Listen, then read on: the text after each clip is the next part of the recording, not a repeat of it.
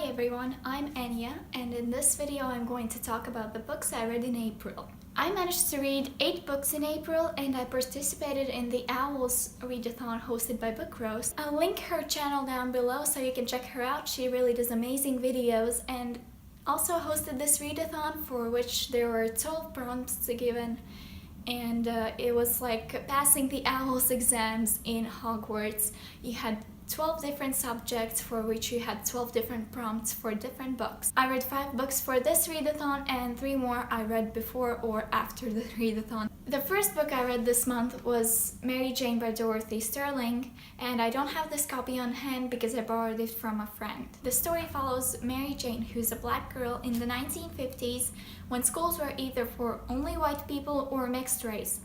All her life she's gone to a mixed race school, but now a school which used to be for only white people accepts as well people of color. Mary Jane and one of her classmates transferred to this school and they have to face the problems of being the only 2 black kids in a school that has usually only had white kids in it.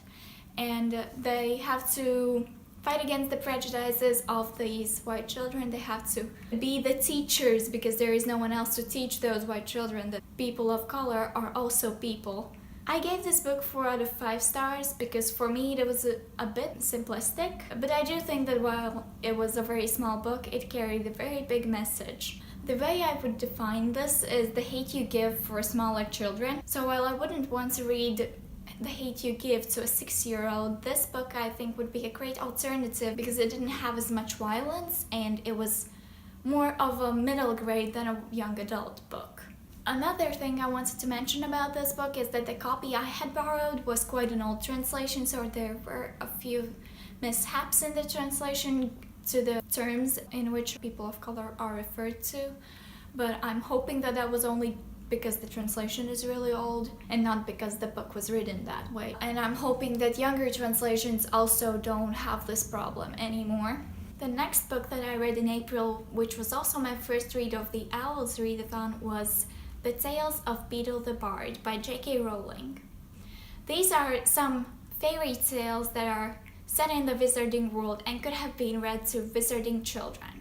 I gave this one 3 out of 5 stars because I didn't really enjoy it that much. It was a fun, quick read, but I didn't really connect to any of the stories in this book that much. And overall, I don't have much to say about it because I don't really actually remember what happened in any of the tales except for the Deathly Hallows one. And for the Owls readathon, this completed the prompt for Care of Magical Creatures, which was to find a book with a fantastical creature, which obviously there were some of in this book. Well, at least I'm hoping there were some because I actually don't remember at all, but there probably were some. But my next read was The Keeper of Lost Things by Ruth Hogan, and the story starts when a man who has been collecting lost things for pretty much all his life passes away and leaves all of the lost possessions he's collected throughout his life to his assistant Lauren, who now has to return them to their rightful owners. I gave this one 4 out of 5 stars because it was really magical, it was whimsical, and it was a lot of fun. I didn't completely fall in love with this one though, but still it was a very enjoyable read. For the Owls readathon, this completed the prompt for Charms, which was to read a fantasy book. The next book I read was The Dream Thieves by Maggie Stiefvater. Since this is the second book in the Raven Cycle series, I'm not going to give you a synopsis for this one because obviously it would spoil the series for some of you who haven't read it yet. I gave this book 4.5 out of 5 stars because while the series really is getting better for me, I gave the first one 4 stars. This one still wasn't quite an all-time favorite. I really enjoyed it, I love the characters, I love the plot, but I think the audiobook wasn't the way to go for me because I kept zoning out, so I think I missed some details. So for the next book I'm gonna try to read the physical copy, and maybe that will improve the series for me.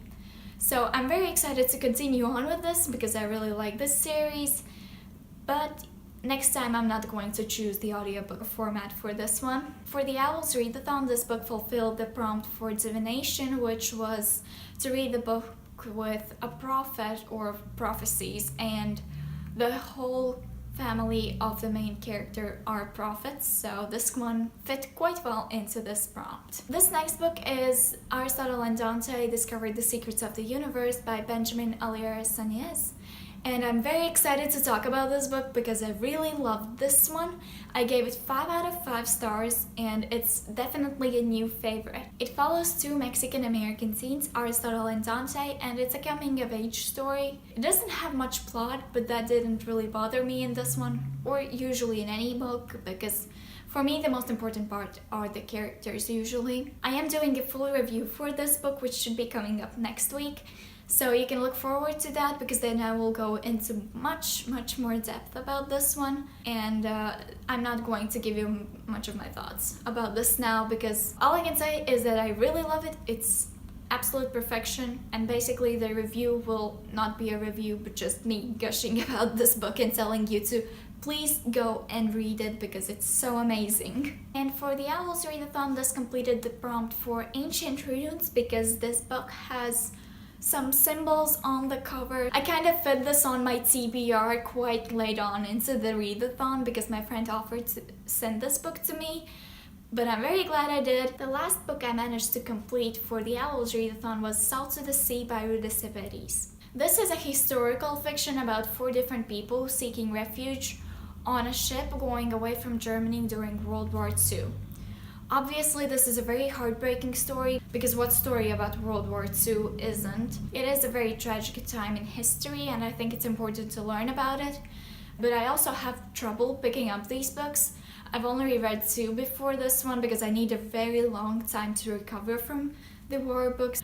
I gave this one 5 out of 5 stars because it had amazing writing, amazing characters, amazing plot. I only disliked one character, but he was still very necessary to the plot, and I understood why the writer put him in there. So overall, I really enjoyed this book, even though it tore my heart to pieces. For the Owls Readathon, this completed the prompt for history, which was to read a historical fiction novel. I was very glad about this prompt because this book has been sitting on my TBR for almost a year, and I hadn't gotten to it until now because I was so scared of being heartbroken and being so sad about this, but I think I'm very glad that I read this. The second to last book that I read this month was Obsidio by Amie Kaufman and Jake Kristoff. This book would have completed another prompt from the readathon, but I didn't manage to finish it in time, so I'm not counting this one in. I'm sure you've all heard of this series by now, but it's the 3rd book in the Illuminae Files series, which is an amazing series set in space where an illegal mining planet is taken over by a huge industry. And the story follows on from there, from the survivors trying to run away from the planet and from the industry. I gave this 4.5 out of 5 stars because I really enjoyed most of the book. The ending was a bit sudden though. I wasn't disappointed. I've heard a lot of people have been disappointed with this book or with the ending of this book, but overall I was very satisfied with this. I just wish that we could have gotten a bit more for the ending. And finally, the last book I read this month was Miss Peregrine's Home for Peculiar Children by Ransom. This is a reread for me. I read this about a year and a half ago.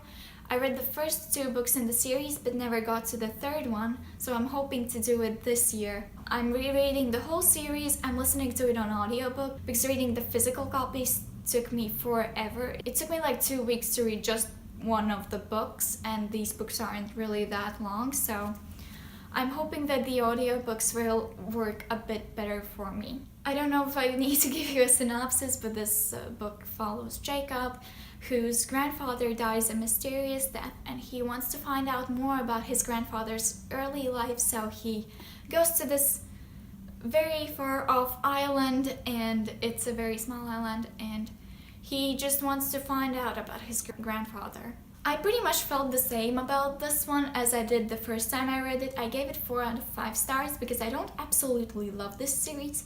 I like the characters and I like the plot. I found both of those very interesting, but I didn't fall in love with these books, so I didn't feel like I should give them 5 stars. So that's all for my April wrap-up. I hope you've enjoyed this video and I hope to see you next time.